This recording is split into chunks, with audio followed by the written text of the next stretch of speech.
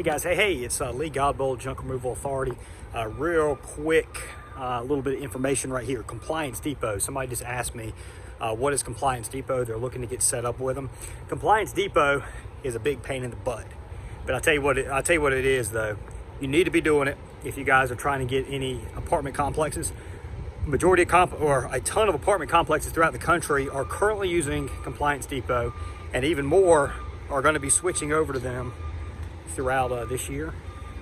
So you do need to get on Compliance Depot. The way it works is basically Compliance Depot reviews your insurance and your licenses, your certifications, and it says this particular company, ABC Junk Removal, is certified to provide junk removal services to Sunnyside Apartments or whatever apartment complex. So each apartment complex will get set up with Compliance Depot, and they are going to specify to Compliance Depot what they require out of their vendors, and it's up to you to meet those certifications, and Compliance Depot is going to make sure that you meet those certifications.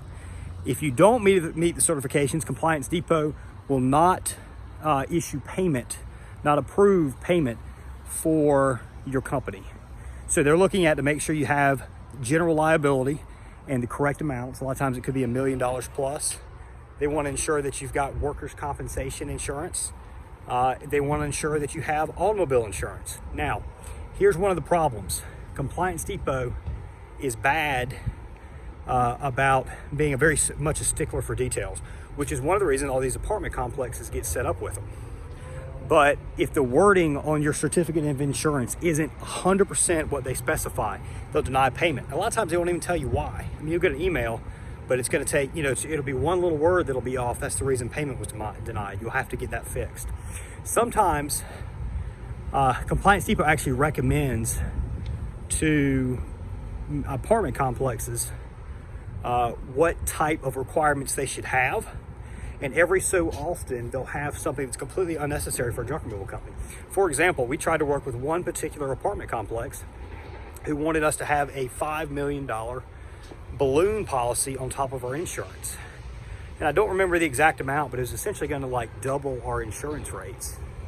And it was, this is a company that might use us 2 or 3 times a year, for $400. And it was going to jack our insurance rates up 3 times. Obviously, it wasn't worth it, and they were the only company requiring that.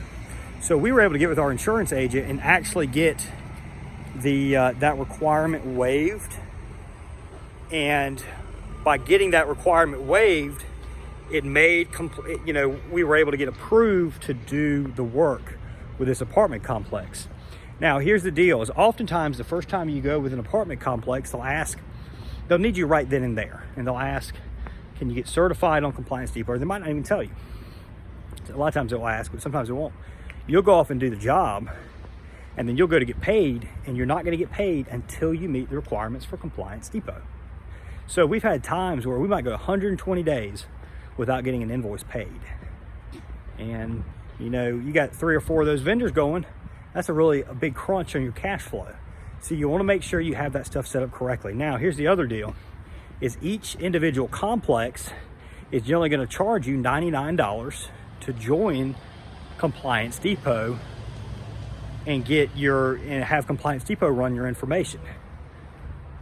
So what you can do is work it in on your initial invoice. Sometimes you can't though, if you're sitting there and you're trying to give them a great price, so they go with you and not a competitor. So Compliance Depot, here's the positive of it, is a lot of companies cannot meet the requirements to be on Compliance Depot.